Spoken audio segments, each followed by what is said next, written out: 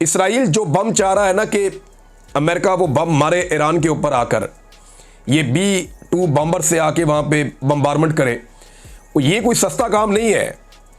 ये तो $1.5 लाख फी घंटा इसका खर्चा है सिर्फ उड़ने का जहाज़ का, और ये $2.2 अरब का, और बाद रिपोर्ट्स के मुताबिक ये $2.1 बिलियन का ये एक तैयारा है जब ये अटैक करने के लिए आता है। तो इतना बड़ा खर्चा क्या अमेरिका करेगा ईरान के ऊपर इस लड़ाई में, और क्या ये खर्चा करने के बाद उसके मकासद हासिल हो जाएंगे, बड़ा सवाल ये है। तो बात ये है कि अगर वहाँ तबाही हो भी जाती है या आयतुल्लाह ख़ामनेई को कत्ल कर भी दिया जाता है, तो फिर एक और आयतुल्लाह आ जाएगा, वो आकर सुप्रीम लीडर बन जाएगा, और हो सकता है कि वो मौजूदा सुप्रीम लीडर से ज़्यादा सख्त हो, या मौजूदा सुप्रीम लीडर ने जिस बंदे को चुना हुआ हो वो इनसे ज़्यादा सख्त हो। तो आप कोई अंदाज़ा नहीं लगा सकते, आप कुछ कह नहीं सकते कि आने वाले वक्त में फिर क्या होगा। तो अमेरिका इस लड़ाई से अवॉइड करने की कोशिश करेगा। एक चीज़ और भी है कि इन्हीं 15 दिनों में अमेरिका को ये टाइम भी मिल जाएगा कि ईरान के बहुत सारे मिसाइल जो है फायर हो जाए। यानी ईरान के पास जो मिसाइल हैं उनका तो दावा ये है कि हम 6 महीने चलाते रहे, कोई दावा एक ये भी आया था कि 2 साल चलाते रहे तो हमारे मिसाइल ख़त्म नहीं होते। पूरी की पूरी मिसाइल सिटी है, बहुत ज़्यादा मिसाइल्स हैं, लेकिन इतने मिसाइल जो है वो कॉमन सेंस मानती नहीं है कि इतने हज़ारों लाखों की तादाद में तो मिसाइल नहीं हो सकते ना, एक महदूद तादाद में ही हो सकते हैं जिन्हें एक मखसूस मुद्दत तक के लिए इस्तेमाल किया जा सकता है। तो अमेरिका यही चाहेगा कि मैक्सिमम जो ईरान के मिसाइल्स हैं वो भी चल जाएं, लेकिन इस बीच में जो इसराइल की मिसाइलों को रोकने की कैपेसिटी है वो भी बुरी तरह एक्सपोज हो जाएगी और उसकी सलाहियत भी तकरीबन ख़त्म हो जाएगी। अब अमेरिका ने 2 हफ्ते का टाइम लिया, इसका मतलब ये है कि यहाँ पे ईरान के पास भी वक्त है कि वो सोचे और फैसला करे और मुज़ाकरात करे और किसी डील पर, नतीजा के इस डील पर पहुँचे।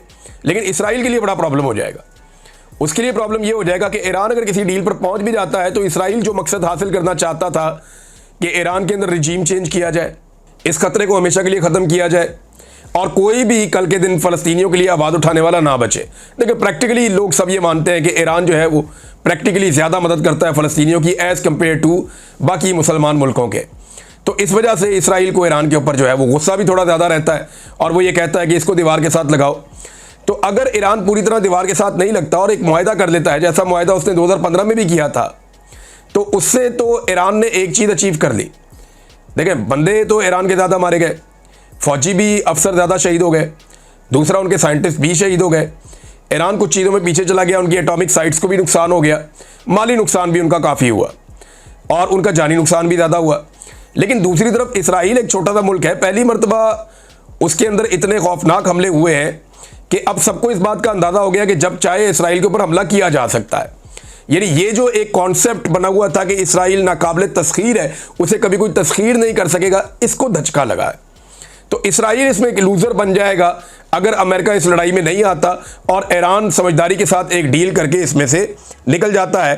तो फिर लोग मुद्दतों याद रखेंगे कि ईरान ने इसराइल के ऊपर जवाबी हमला किया था और उसके बाद एक डील हो गई थी। डोनाल्ड ट्रंप इसमें विन विन सिचुएशन में चला जाएगा। हाँ, इसमें अगर कोई लूज़र होगा तो इसराइल के लिए प्रॉब्लम हो जाएगी, क्योंकि इसराइल को यही चाहिए कि अमेरिका उसके साथ मिलकर इस वक्त फौरी तौर पे ईरान के ऊपर एक बड़ा हमला कर दे। इसमें अब एक और बड़ी डेवलपमेंट हुई है। देखिए अमेरिका ये इस वक्त क्यों नहीं कर सकता, इसको जरा आप समझें। अमेरिका के इस रीजन में या मशरिक़ वुस्ता में, ये मिडल ईस्ट के इलाके में लगभग 20 के करीब अड्डे हैं, ये फ़ौजी अड्डे हैं। इनमें से 8 अड्डे इनके मुस्तकिल हैं, जैसे कि बहरीन हो गया, कतर हो गया, UAE हो गया, सऊदी अरब हो गया, उर्दन हो गया, ये इराक़ में भी है।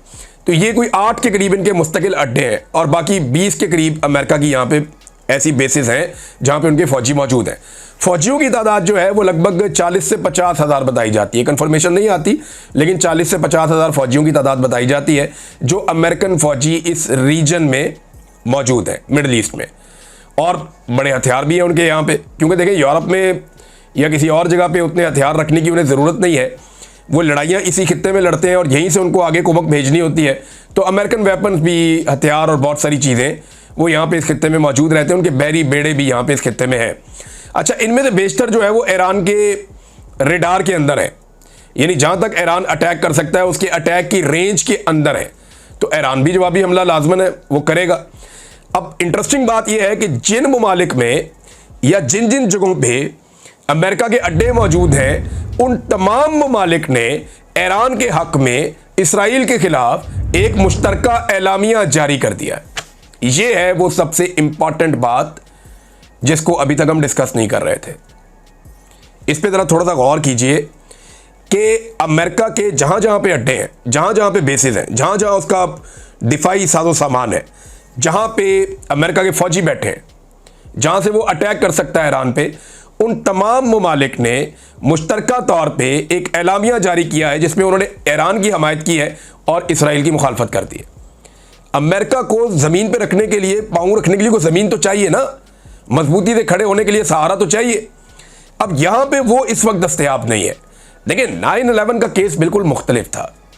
इराक के ऊपर जब अटैक हुआ तो वो केस बिल्कुल मुख्तलिफ था। इस दफ़ा केस बिल्कुल मुख्तलिफ है।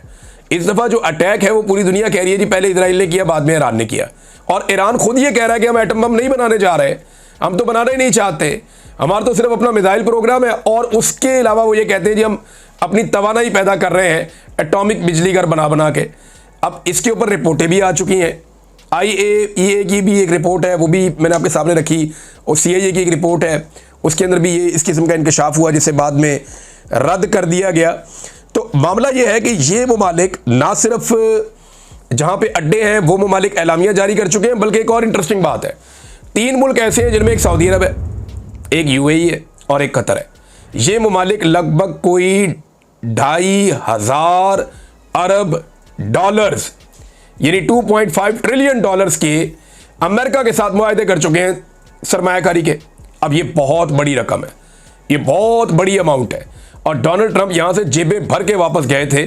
आज से 1.5-2 माह पहले की बात है, जब डोनाल्ड ट्रंप ने 1.5 माह पहले दौरा किया सऊदी अरब का, कतर का, UAE का। ये डोनाल्ड ट्रंप का अपने मुल्क से बाहर निकलकर पहला दौरा था, और दौरा करके जब वो वापस गए तो आदादो शुमार बताए गए कि 2500 अरब डॉलर्स ये डोनाल्ड ट्रंप कमाई करके जा रहा है।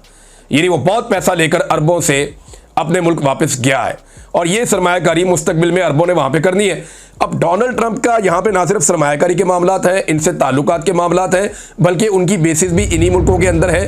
तो इन मुल्कों की मंशा के खिलाफ डोनाल्ड ट्रंप एक तरफा कोई बड़ी फौजी कार्रवाई वो कर नहीं सकते, ना वो करना चाहेंगे। तो ये एक बड़ी इंपॉर्टेंट चीज़ है जिसे हम नज़रअंदाज कर रहे थे, जिसके ऊपर हम बात नहीं कर रहे थे। यहाँ पे चीनी सदर का एक बयान भी आया, वो भी बड़ा इंपॉर्टेंट बयान है। लेकिन चीनी सदर ने बातचीत की है पुतिन के साथ, यानी शी जिनपिंग की बात हुई है पुतिन के साथ जो रशिया के प्रेसिडेंट हैं, और इसमें दोनों रहनुमाओं ने इसराइल के ईरान पर हमलों की मजम्मत की है, मशरिक़ वस्ता की सूरत हाल पर तबादला ख्याल किया है, और दोनों फ्रीकैन से, ख़ास तौर पे इसराइल से मशरिक़ वस्ता में फौरी जंगबंदी का मुतालबा किया है। अच्छा, इन्होंने अपनी रिपोर्ट के अंदर एक चीज़ बताई कि शी जिनपिंग जो है उन्होंने कुछ तजावीज़ दी हैं, और वो जो तजावीज़ हैं वो बहुत इंपॉर्टेंट है। अच्छा, रूसी सदर ने टेलीफोनिक गुफ्तगू में शहरियों के तहफ़्फ़ुज़ पर भी जोर दिया और इसराइल और ईरान से मुतालबा किया कि वो दूसरे ममालिक के शहरियों के इनखला में मदद फराहम करें। शी जिनपिंग का कहना है कि इसराइल को फौरी तौर पर जंगबंदी कर दी चाहिए ताकि कशीदगी को कम किया जा सके। शी जिनपिंग ने कहा कि मुज़ाकरात ही मसले के हल के लिए बुनियादी रास्ता है, इसके अलावा और कोई रास्ता है नहीं। इन्होंने जो फरीकैन पर जोर दिया कि बैनुल अक़वामी कवानीन की सख्ती से पाबंदी करें और मासूम शहरियों को नुकसान पहुँचाने से मुकम्मल तौर पर गुरेज करें। साथ ही साथ उन्होंने कहा कि वो ममालिक जिनका यहाँ पे असर रसूख है इस खित्ते के अंदर, वो अपना किरदार अदा करें और फौरी तौर पे दोनों मुल्कों के बीच में जंगबंदी करवाई जाए। अब ये है जनाब एक इम्पॉर्टेंट चीज़। नाज़रीन, एक चीज़ मैंने और आपके सामने रखनी है, और ये बयान है ईरान के साबिक वफाकी वज़ीर का। उन्होंने कहा कि ईरान फैसला करेगा इस जंग को ख़त्म कैसे करना है। ये जवाद ज़रीफ़ ने ये स्टेटमेंट दिया है। ये साबिक वज़ीर ख़ारजा हैं ईरान के। उन्होंने कहा जी इमारतें गिराई जा सकती हैं मगर इल्म कभी तबाह नहीं किया जा सकता, ख़ास तौर पर जब 9 करोड़ मुहिब्बे वतन और मुखलिस लोग मौजूद हों। ईरान ने ये जंग शुरू नहीं की मगर यकीनन फ़ैसला ईरान ही करेगा कि इस जंग को कैसे ख़त्म किया जाना है। ये जनाब स्टेटमेंट आया है ईरान की जानिब से,